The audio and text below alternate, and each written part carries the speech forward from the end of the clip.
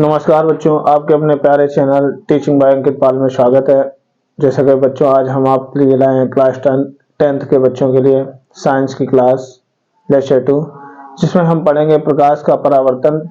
और लेक्चर 1 में हमने प्रकाश के परावर्तन के बारे में बात जाना, तो आज हम पढ़ेंगे प्रकाश के परावर्तन में कि जो प्रकाश का परावर्तन होता है, इसमें जो हम पढ़ रहे थे गोली दर्पण मिरर के बारे में पढ़ रहे थे। आज हम लोग पढ़ेंगे प्रतिबिंब बनने के नियम कि प्रतिबिंब बनने के नियम क्या होते हैं। इसके बाद हम जानेंगे अवतल दर्पण द्वारा प्रतिबिंब बनने के नियम।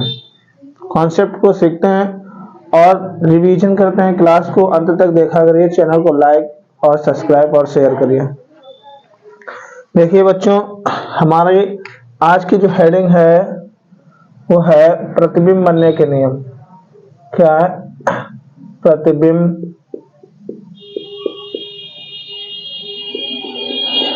बनने के नियम।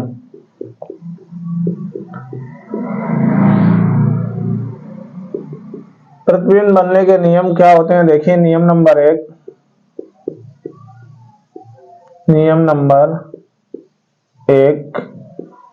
नियम नंबर एक क्या है बच्चों? हम चाहे प्रतिबिंब बनने के नियम चाहे अवतल दर्पण में देखें चाहे उत्तल दर्पण में देखें, दोनों में एक ही नियम लगते हैं।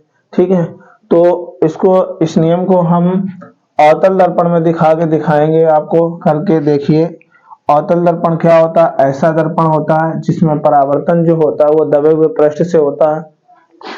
ये देखिए, इसका ध्रुव है, इस पृष्ठ पर पालिश है, उभरे हुए पृष्ठ पर। आप देखिए बच्चों, यहाँ पर ये इसका सेंटर है ना, ये इसका फोकस है F।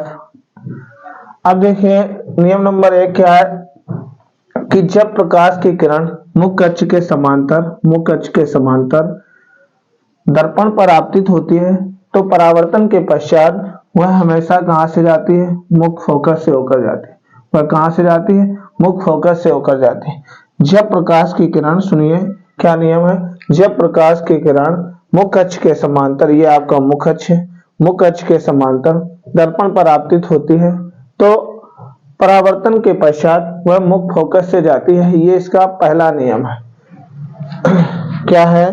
नियम नंबर 1 लिखेंगे, जब प्रकाश की किरण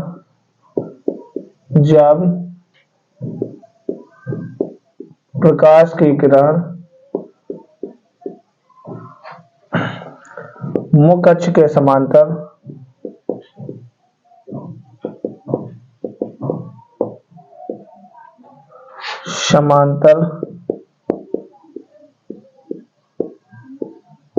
दर्पण पर आपतित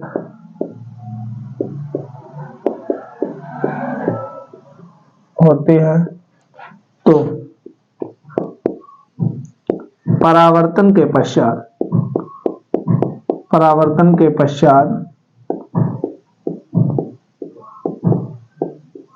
पश्चात फोकस से होकर जाती है।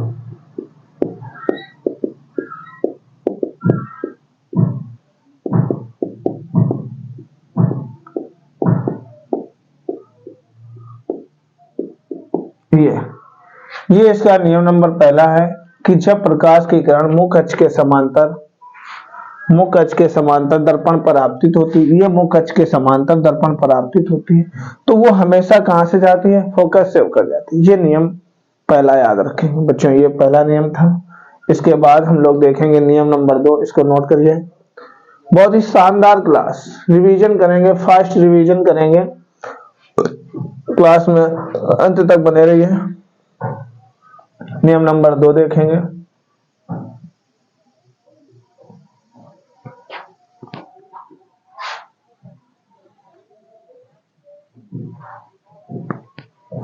नियम नंबर 2 क्या है? देखो, नियम नंबर 2 है बच्चों, नियम नंबर 2 हमारे पास है कि जब प्रकाश की किरण, इधर देखिए, हम अवतल दर्पण में ही देख रहे हैं, ये ध्रुव है, ये सेंटर है और ये इसका मुख्य फोकस है।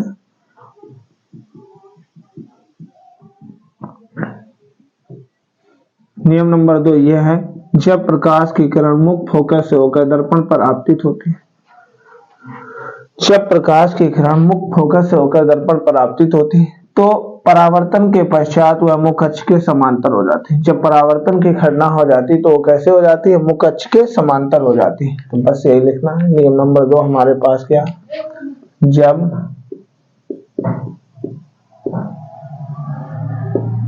प्रकाश की किरण, इधर समझिए, जब प्रकाश की किरण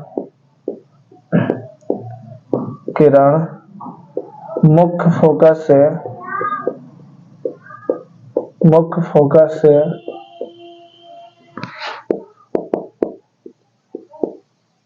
होकर दर्पण पर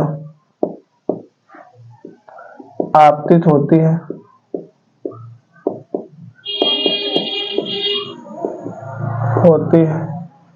तो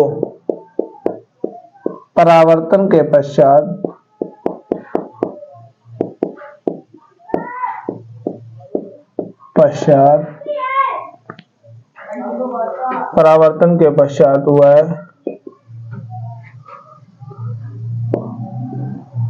मुख्य अक्ष के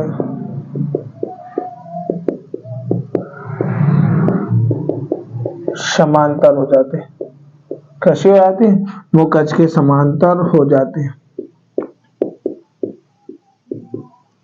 बच्चों ये हमारे पास नियम नंबर 2।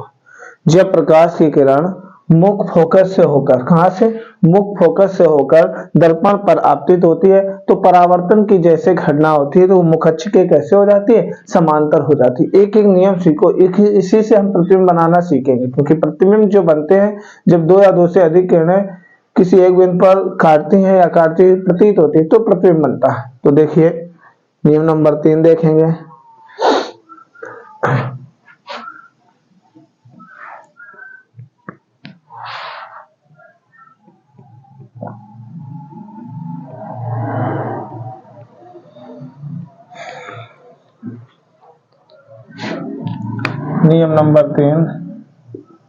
नियम नंबर 3 हमारे पास ये है,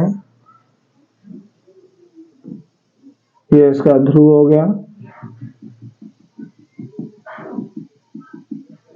ये इसका सेंटर हो गया, ये इसका फोकस हो गया।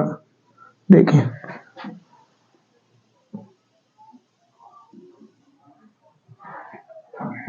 जब प्रकाश की किरण वक्रता केंद्र से होकर, कहां से?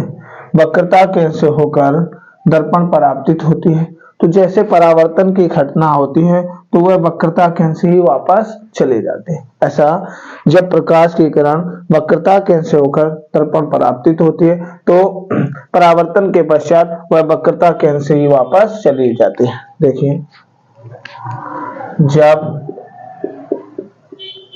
प्रकाश की किरण वक्रता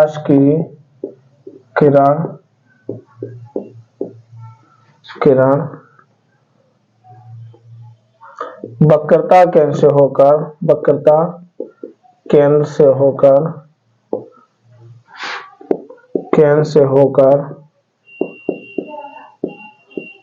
दर्पण पर आपतित होती है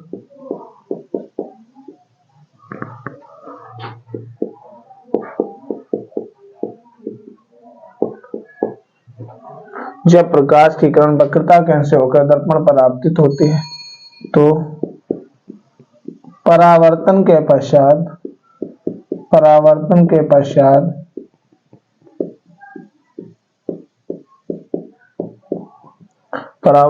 पश्चात वह वक्रता केंद्र से ही वापस चले जाते हैं।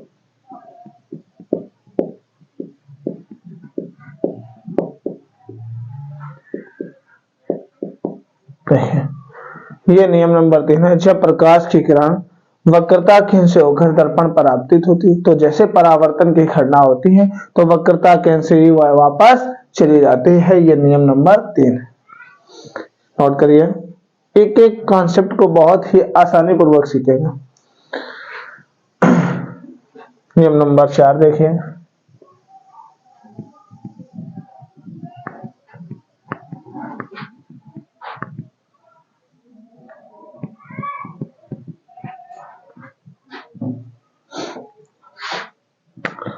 नियम नंबर 4,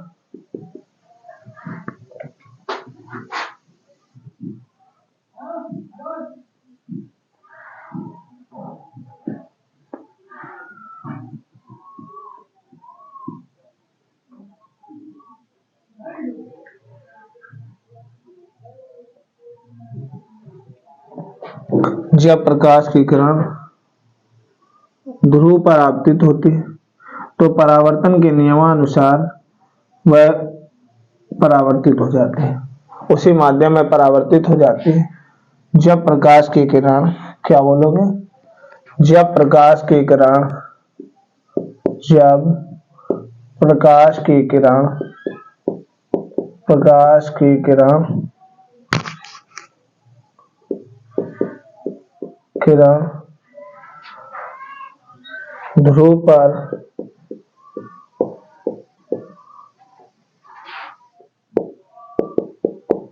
आपतित होती है तो परावर्तन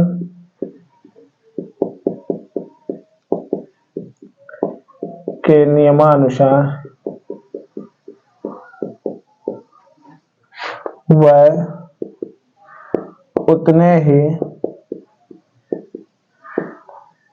कोण पर परावर्तित हो जाते हैं।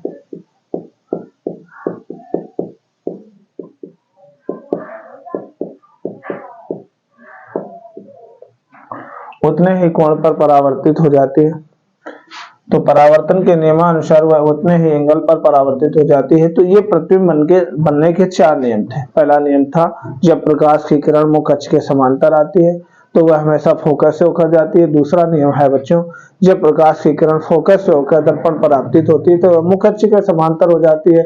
और तीसरा नियम है कि जब प्रकाश की किरण वक्रता केंद्र से होकर दर्पण पर आपतित होती है तो वो क्या हो जाती है, वक्रता केंद्र से ही वापस चली जाती है। चौथा नियम है जब प्रकाश की किरण ध्रुव पर आपतित होती है तो परावर्तन के नियमानुसार उन्हें एंगल पर परावर्तित हो जाती है।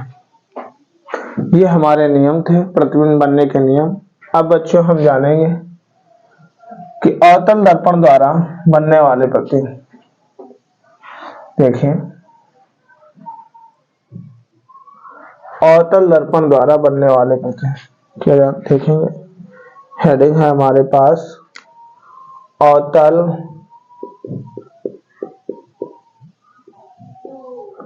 दर्पण द्वारा बनने वाले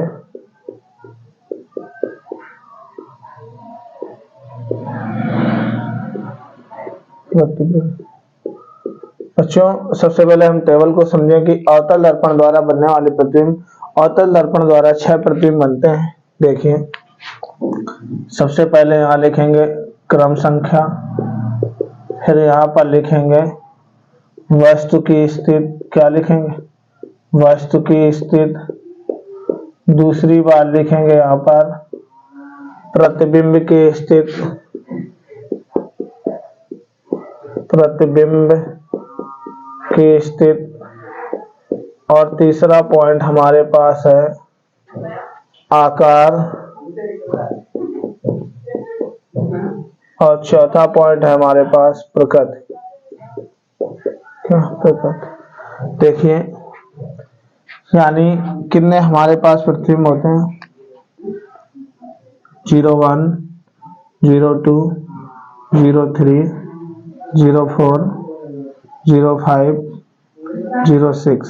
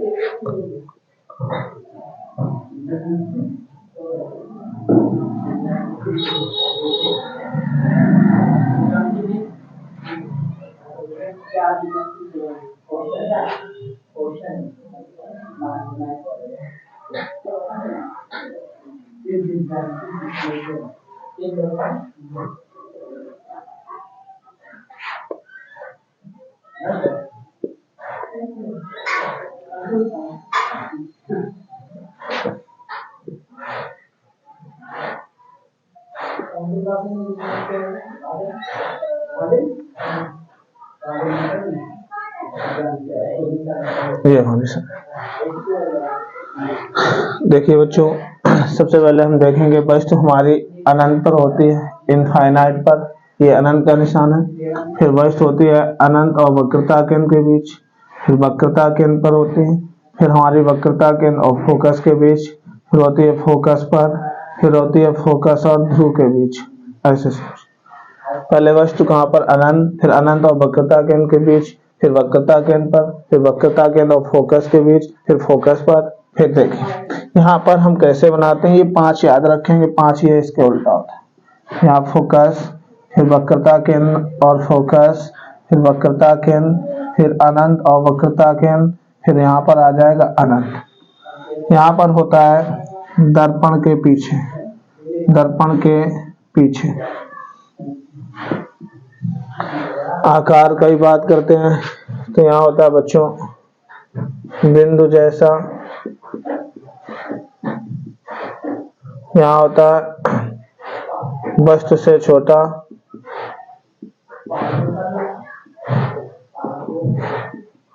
यहाँ बराबर,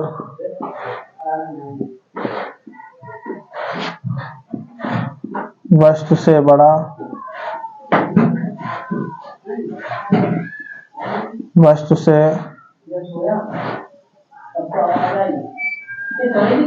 बहुत बड़ा,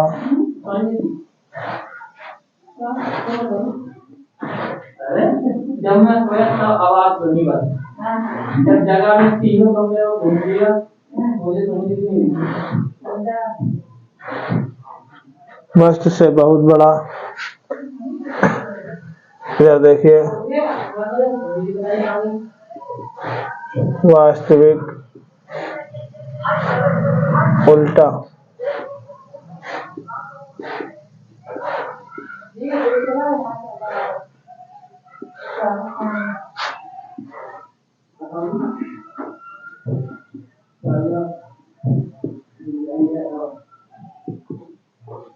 आभासी सीधा। तो देखिए बच्चों, हमारे पास ये 5 प्रतिबिंब, जैसे वस्तु अनंत पर थी, फिर अनंत और वक्रता केंद्र के बीच, फिर वक्रता केंद्र, फिर वक्रता केंद्र और फोकस, फिर फोकस पर, इसके बाद फोकस और ध्रुव पर। ये 5 हम याद रखेंगे, 5 इसके अपोजिट। जब वस्तु अनंत पर है तो वो उसका प्रतिबिंब फोकस पर बनेगा, जब वस्तु वक्रता केंद्र अनंत और वक्रता केंद्र पर है तो उसका प्रतिबिंब वक्रता केंद्र और फोकस के बीच। ऐसे रहता है, ये अपोजिट ऐसे रहता, ऐसे सारणी याद रखेंगे। इसको बनाइए।